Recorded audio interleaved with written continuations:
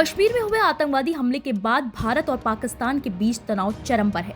इसके जवाब में भारत ने न सिर्फ पाकिस्तान के साथ सिंधु जल समझौते को स्थगित कर दिया, बल्कि पाकिस्तानी नागरिकों के वीजा को रद्द करते हुए अटारी बॉर्डर क्रॉसिंग को बंद कर दिया।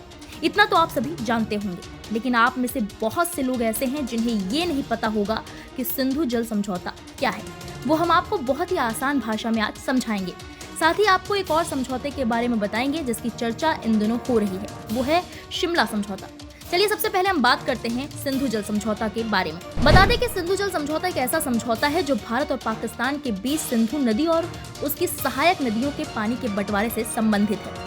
1960 में विश्व बैंक की मध्यस्थता से ये समझौता हुआ था। 6 साल की बातचीत के बाद नेहरू और पूर्व राष्ट्रपति अयूब खान ने इस पर हस्ताक्षर किए थे। इस संधि के तहत पश्चिमी नदियों सिंधु, झेलम और चिनाब का पानी पाकिस्तान को और पूर्वी नदियों रावी, ब्यास और सतलुज का पानी भारत को दिया गया। स्थायी सिंधु आयोग के माध्यम से वर्षों से कई विवादों को शांतिपूर्ण तरीके से सुलझाया गया। ये संधि लगभग 65 सालों तक प्रभावी रही, लेकिन भारत ने पहलगाम हमले के बाद इसे निलंबित करने का ऐलान किया। इसका पाकिस्तान पर बहुत ही बुरा असर पड़ेगा, क्योंकि पाकिस्तान एक कृषि प्रधान देश है। इस समझौते को खत्म करते ही पाकिस्तान में सूखा पड़ने लगा है।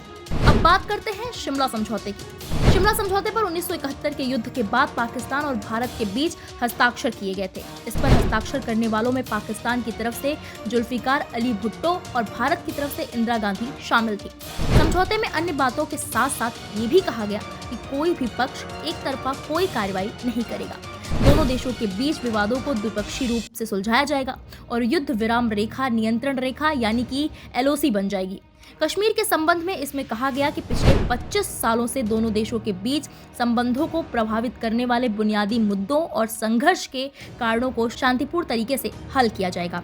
इससे दोनों देशों को स्थायी शांति और सामान्यीकरण के तौर तरीकों और व्यवस्थाओं पर चर्चा करने के लिए भी बाध्य किया। हालांकि अब पाकिस्तान ने शिमला समझौते को तोड़ने का ऐलान किया। इसका मतलब है कि पाकिस्तान ने LOC को तत्कालिक सीमा मानने से इनकार कर दिया है। इससे अब दोनों देश एक दूसरे के क्षेत्रों पर हमला कर सकते हैं। आपको हमारी ये वीडियो कैसी लगी हमें कमेंट करके जरूर बताइएगा, और आप अब किस मुद्दे पर चाहते हैं कि हम आपसे चर्चा करें या फिर हम आपको समझाएं, उसे भी कमेंट बॉक्स पर जाकर बताइएगा। वीडियो को लाइक कीजिए, सब्सक्राइब कीजिए और नोटिफिकेशन बेल दबाना बिल्कुल मत भूलिएगा।